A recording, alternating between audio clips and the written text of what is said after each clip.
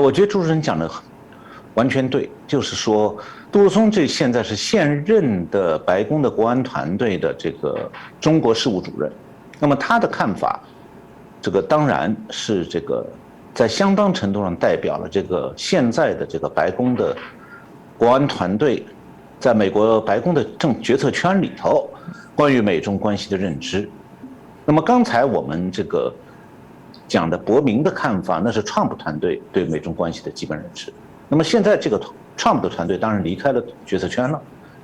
所以现在谈美国的决策过程，我们要看的就是杜鲁松的观点，就是现任的美国国安团队的观点。那么杜鲁松这本书是今年7月8号出版的，这个书名叫做《The Long Game: China's Grand Strategy to Displace American Order》。长期博弈，中国取代美国的大战略。那么，杜鲁松这本书呢，他用了大量的中共领导人的讲话和中共文件作为依据，揭示了美苏冷战以来，美苏冷战结束以来，中共领导人从邓小平那个韬光养晦到习近平的100年未见之大变局。他认为，中共30多年来一直在实行一项削弱美国实力、逐渐替代美国地位的大战略。那么他的观点当然在一定程度上反映出拜登的国家安全团队关于美国如何应对中共大战略的思考。那杜鲁松认为说，美中经济竞争的实质主要是谁主导亚洲和全球的秩序。他认为在许多地方，但不是全部，这是一个零和游戏。他基本上排除了单边妥协、讨价还价的容纳或者安抚中国的战略，也排除了通过和平演变或者政权更替改变中国的战略。那么杜鲁松认为，剩下来的选项就是把什么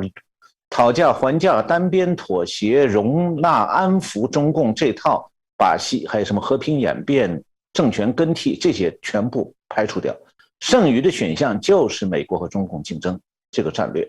那么他认为，他指出说，美国这个竞争战略的重点和中共竞争的重点就是削弱中共的实力。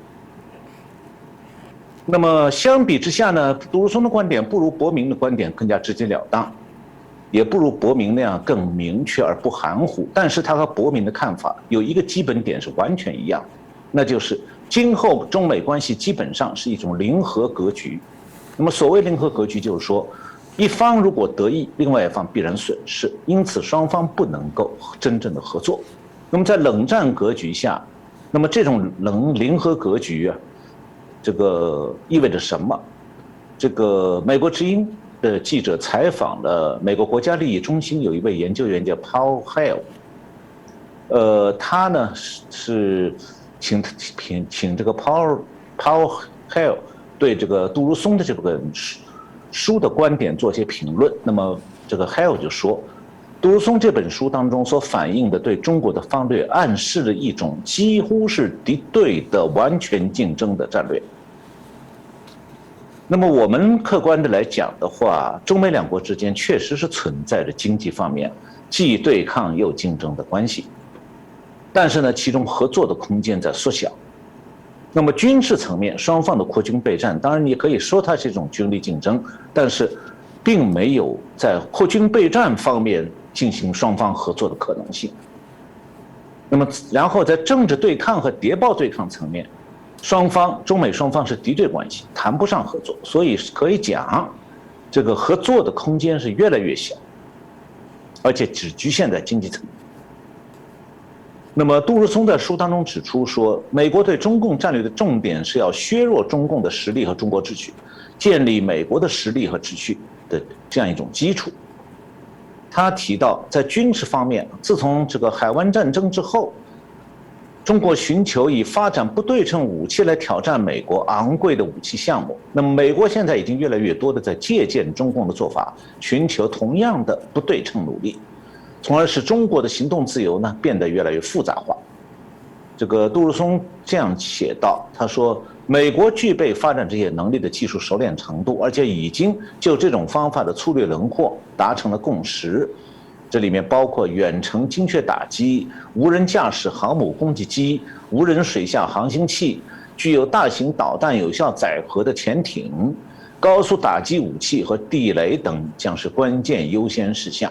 那么这些能力不会受到中共自身反介入区域抗拒的影响，而且会使中国在台湾海峡或者东中国海、南中国海的两栖作战复杂化。那美国发展这些武器呢，它的成本会低于中国赖以装备的那些昂贵的军事资产。那杜如松和伯明其实一样呢，认为说过去30多年当中啊，中共从邓小平、江泽民、胡锦涛到习近平这4届领导人，一直实行的是削弱美国、取代美国秩序的大战略。那杜如松同样也认为和伯明一样的看法，邓小平的韬光养晦不是永久性战略。这个杜如松明确指出，韬光养晦其实是邓小平那个24个字战略方针的浓缩，应该讲16个字。杜如松搞错了，这个翻译的时候好像也没翻对。这中共这是16个字，就邓小平当年提出来的冷静观察、沉着应付、绝不当头、有所作为。那么韬光养晦就是16个字的浓缩。那杜如松认为说，中共把2008年的全球金融危机看作是开始启动取代美国战略的一个时机。那么在那个阶段开始，就2008年的时候，中共的军事上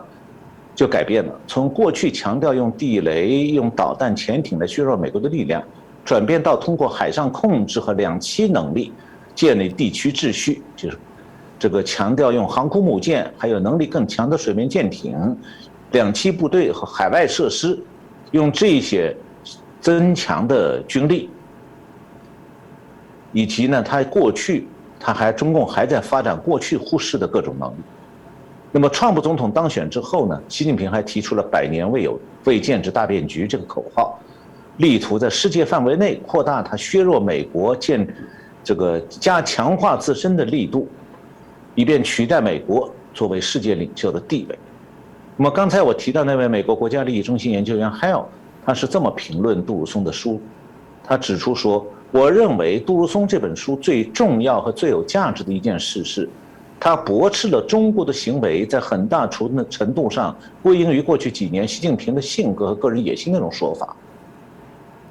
这个海尔进一步说明，而且杜如松非常明确地指出，中国行为和战略中的多数趋势早于习近平之前就出现了。中国战略的演变、历史和系统的实力趋势失衡，比领导人个性更为根本。杜如松的书里面还批评了 Kissinger， 就是基辛格看衰美国的那种悲观主义。杜如松指出，事实上，上个世纪60年代，基辛格公开写过美国衰退的文章，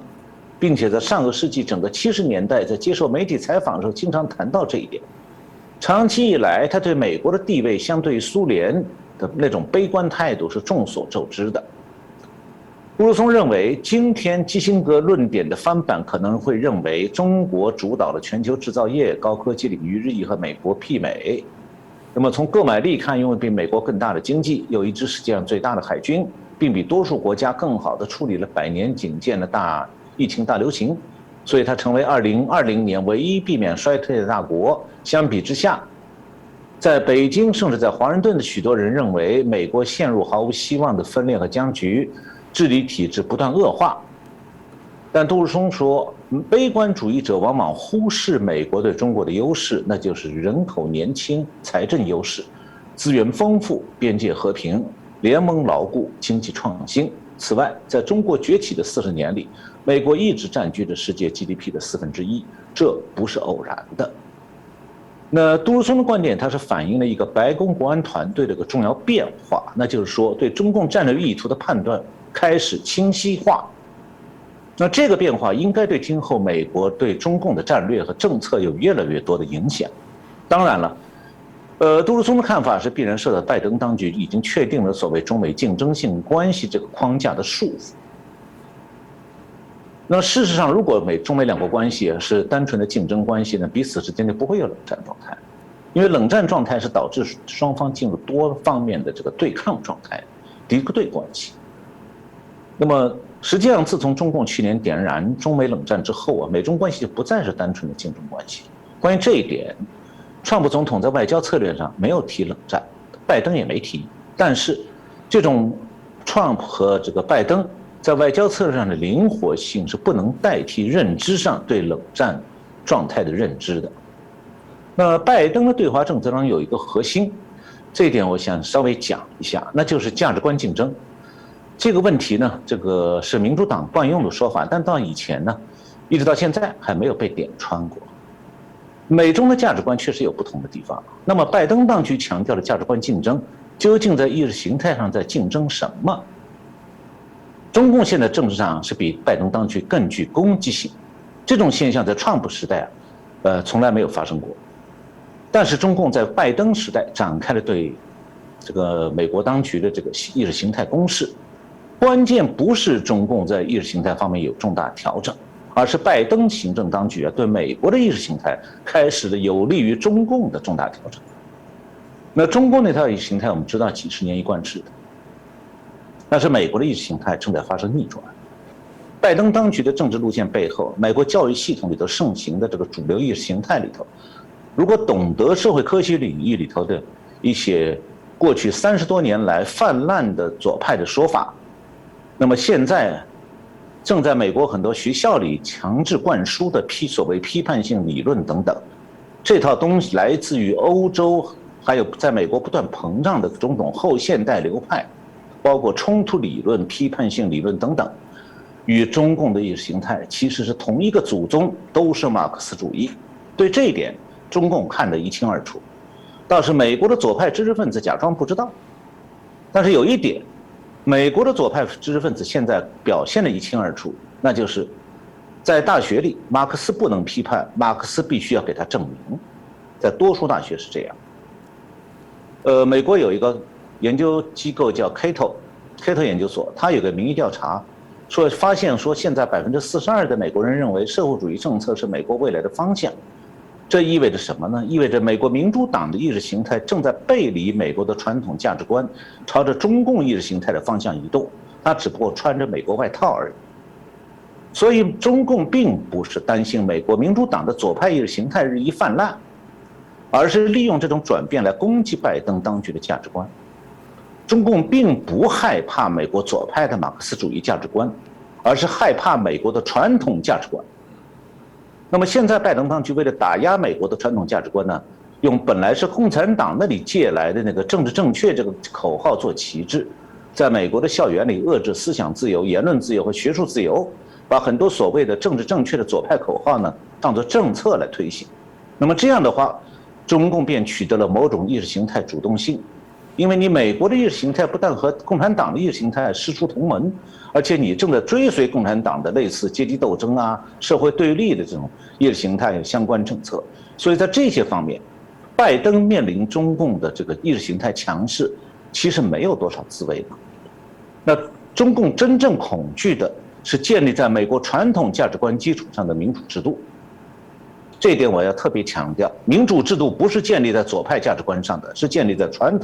美国传统价值观上的。左派价值观是对民主制度有颠覆性破坏，所以美中关系的核心不应该是拜登提出那套所谓价值观竞争，而应该是承认双方冷战状态下的政治和经济对抗。